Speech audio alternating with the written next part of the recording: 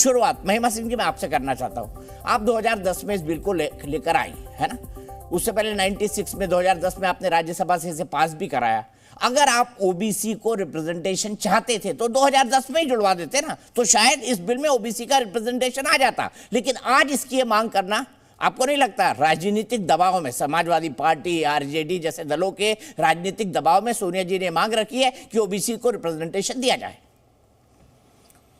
जय हिंद दीपक जी, बहुत शुक्रिया आपके सवाल का। लेकिन एक सवालों का सैलाब जो आज, एक सवाल जो हर भारतीय के मन में आज उमड़ रहा है वो ये है कि 13 वर्ष से ऊपर हो गए, आज G20 के सदस्यों में से इकलौता भारत ऐसा क्यों है जहां पर जनगणना नहीं कराई गई, जो कि एक लोकतांत्रिक हम समझते हैं डेमोक्रेटिक स्टैंडर्ड है। उसके अलावा बहुत सारे सवाल हैं। एक ऐसी सरकार जो डबल इंजन का दंभ भरती है, जो महिला अधिकारों का दंभ भरती है, हालांकि उनकी जो वास्तविकता है उनके सांसदों, विधायकों और नेताओं की वो अलग से दिखाई देती है, उस पर बाद में बात कर लेंगे। लेकिन एक ऐसी सरकार जो इतनी भारी बहुमत के साथ आई, डबल इंजन की सरकार है, महिला अधिकारों का दंभ भरते हैं, लेकिन इतने वर्षों में, 9 वर्षों में वो इस बिल को क्यों नहीं ला सके? ये सवाल आज हर भारतीय नागरिक के मन में है, न सिर्फ महिला के मन में। ये सवाल है कि आपकी नीयत असल में क्या है। ये नाम बड़े और दर्शन छोटे तो हैं ही, लेकिन ये बात भी है कि आप जो है नोटबंदी कर सकते हैं, आप 370 हटा सकते हैं, आप जीएसटी के लिए संशोधन कर सकते हैं संविधान में, लेकिन आप महिला अधिकारों की बात करके ये कौन सा झूठ परोस रहे हैं, एक शिगुफा छोड़ रहे हैं महिलाओं के ऊपर। आपने पूछा कि हम तब क्या कर सकते थे और क्या नहीं कर सकते थे। हमें लगता है कि आज सवाल पूछने का दिन हमारा है। हम जो कर सकते थे हमने वो करके दिखाया। हम भाजपा के सांसदों को भी अपने तरफ लेकर आए, हमने विपक्ष को साथ लेकर संवाद कर। रुकना होगा महिमा जी, 90 सेकंड का टाइमर आपका ओवर है, प्लीज समय का सम्मान करिए। मैं चाहता हूं डिबेट थोड़ी फास्ट हो जाए, क्योंकि हम लगातार एक तरह से ना बोलते रहे और सभी को समान मौका मिले, इसीलिए मैं टाइमर लगाता हूं। मैं सबसे रिक्वेस्ट करूंगा, इतनी सारी महिला शक्ति बैठी हुई है, महिला शक्ति से मैं उम्मीद करूंगा कि 90 सेकंड में अपनी बात रखेंगे। प्रियंका टिब्बरवाल जी वो कह रहे हैं कि हम तो बीजेपी को भी इस पक्ष में लाए कि महिला आरक्षण होना चाहिए। वो ये कह रही है प्रियंका जी कि आपने जनगणना नहीं कराई, और इस पे भी सवाल उठाए जा रहे हैं कि जनगणना कब होगा, परिसीमा कब होगा, तो कब नवमन तेल होगा, कब राधा नाचेगी। ये कहावत है, इसको रियल सेंस में मत लीजिएगा। देखिए, सबसे पहले तो मैं यहाँ बैठी सभी महिलाओं को आज नारी शक्ति वंदन अधिनियम के लिए बहुत बहुत शुभकामनाएं देते हुए यह कहूंगी कि आज आप सबको खुश होने का अधिकार है। मैं देख रही हूँ मेरी बहन महिमा सिंह जी कुछ खुश नहीं नजर आ रही, तो देखिए कभी तो खुश होना सीख लीजिए, और कभी कभी किसी की तारीफ कर देने में आपकी अपनी जो मंशा है वो तो वैसे सामने नजर आ ही रही है, मगर उसमें कोई फर्क नहीं पड़ेगा। देखिए, आप बड़े चिंतित है देश को लेकर के, ये चिंता बहुत जरूरी है। मैं कहती हूं ये चिंता जो आपकी है, जो आप अभी काउंटिंग को और सेंसस को ये सब को लेकर के कर रही हैं, देखिए इसका भी निवारण जो है मोदी जी करेंगे, विश्वास रखिए, भरोसा रखिए, क्योंकि देश के जो यशस्वी प्रधानमंत्री हैं उन्होंने आप सबको ये सिखा दिया है कि वो सबका साथ और सबके विकास में विश्वास रखते हैं। और मैं कहती हूं आज ये जो अधिनियम आ रहा है हमारे पास, इसकी तुलना नहीं की जा सकती है। ऐतिहासिक, अद्भुत। आप कहते हैं कि हम कर सकते थे, किसने आपके हाथ रोके थे? 50 वर्षों तक जब आप सरकार में थे, किसने आपके हाथ बांध रखे थे?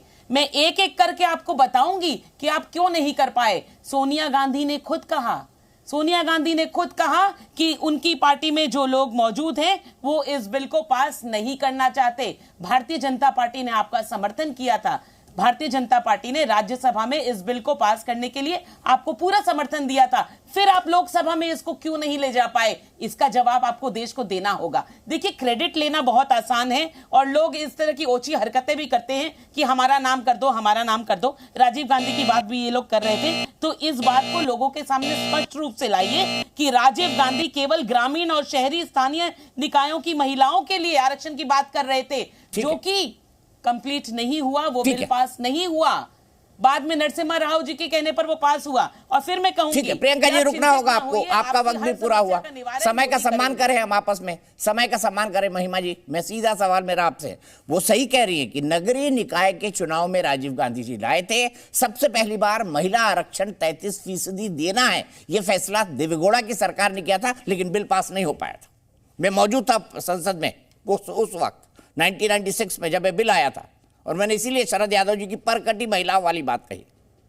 दीपक जी, आज संसद के अंदर जयराम रमेश जी ने एक बड़ी अच्छी बात कही, वो आज सबको बताने योग्य है। उन्होंने कहा कि आज के प्रधानमंत्री को ऐसा लगता है कि दुनिया की शुरुआत ही तब हुई थी जब मैंने प्रधानमंत्री होने की शपथ ले ली, और उसी खुशफहमी या गलतफहमी में यहाँ बैठी हुई भाजपा की प्रतिनिधि भी नजर आती हैं जब वो ये सारी बातें करती हैं। आपने अभी उनके सवाल को दोहराते हुए मुझसे पूछा, आप ये बताइए कि जब पहली बार वोटिंग का अधिकार दिया गया था तो उम्र 21 रखी गई थी, लेकिन बाद में उस उम्र को संशोधन करके 18 किया गया। जब अधिकार दिए जाते हैं तो कहीं से शुरुआत होती है। 1989 में इस पौधे को रोपा था राजीव गांधी जी ने। इस बात को झुठलाने वाला व्यक्ति अपने आप को मुझे लगता है कि क्षमा नहीं कर सकेगा, क्योंकि या फिर अपनी बुद्धि पर उसे संशय होना चाहिए, क्योंकि इसका बीज जो रोपा गया था वो राजीव गांधी जी के द्वारा रोपा गया। उसके बाद 16 जुलाई 2018 को राहुल गांधी जी ने पत्र लिखा हमारे आज के प्रधानमंत्री को, और ये कहा कि आप महिला अधिकारों का जैसे दंभ भरते हैं वैसे ही आप इस बिल को लेकर आइए, हम निश्चित समर्थन देंगे।